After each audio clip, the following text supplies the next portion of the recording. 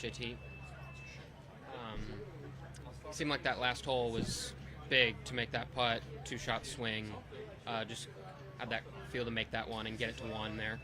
It was huge. I felt like I played really well today, really solid. Just didn't have much to show. I mean, the course is getting very difficult, very firm and fast, and we just were very smart. Felt like kind of tried to take advantage of some scoring clubs or opportunities when we had them, but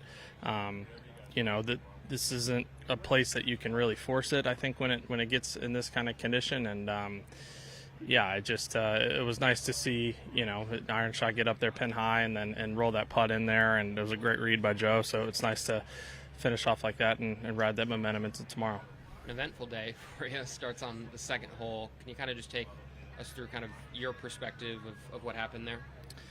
Yeah, I just was in a little looks like a bunker. It's kind of a sandy area, I guess, waste bunker, but there's just a bunch of rocks and pebbles in there, so I was just moving them like all of us would do in that situation, and I guess just one that I was moving I thought was more in front of my ball, and I don't know if it moved maybe something that was underneath my ball or whatever, but it just looked like my ball just kind of had just kind of gone almost like down, maybe more so than like rolled over, because when Robbie came, I was explaining the situation to him, and to put the ball back, we couldn't really get it in a spot that moved, so it felt like it was a weird situation. But in an instance like that, I know I saw the ball move. It just sometimes it oscillates and doesn't. But you got to err on the side of caution. I feel like in our sport when it comes to stuff like that. And then what would have been a birdie's a par, but you're not really dropping a shot, so that had to be able to get out of that hole without going backwards had to feel good. For sure, yeah. 2 is a definite birdie hole, and I played the hole really well. It wasn't that bad of a tee shot. I had a great 4-iron chip and putt in there, so it was, it felt like I was telling Joe after Robbie said about the penalty, chip this in, this would be a nice 4, but it was a bummer. But we have way too much golf left the rest of the tournament and week to let that affect the day. What was the when you're like in the water? 11. 11. Yeah. Take me through that one. Yeah, it really was.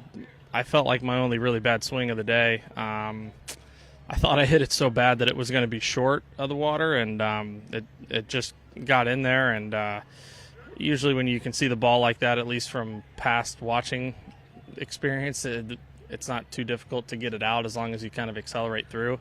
And I said to Joe after the fact, I don't know if I've actually ever hit one out of the water, so I definitely wasn't going to say that beforehand, but I think I got a little too deep and went like right under it in the water and mud and whatnot. Just kind of pushed it out, and Joe said I'd smell like a wet dog after that, so it was very nice of him.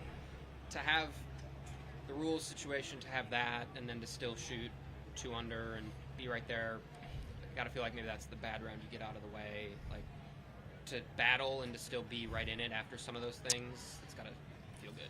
For sure. Yesterday and today both. I think those are, when you win golf tournaments, you need to salvage under par rounds when you don't have your best stuff. Like I said, I played well, but it was very easily, with some chips here, some putts there, it very easily could have been a couple over. And I just fought and tried to stay patient and was able to salvage a score to where we're right there tomorrow.